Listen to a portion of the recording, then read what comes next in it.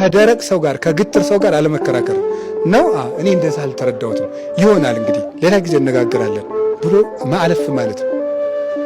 መረዳት አለብህ። ምን ነገር አይገባም እንዴ ማለት የለብንም። ካልገባውስ በግድ ነው እንዴ? ስለዚህ ሰው ልቡን አጨልሞ ከመጣ በቃ አይቀበልም። ካልተቀበለ ተው ዝም ማለት እና ክርክር የአይምሮ ያለው ሰው ብሏል ሰሎሞን ከክርክር ይርቃል። ለሰው ክብሩ ከክርክር መራቅ ነው ይላል። ለሰው ክብሩ ከክርክር መራቅ መከራከር ነው አይደለም ነው ምን አገባ ዝም ይሆናል እንግዲህ ብሎ ዝም ማለት ነው።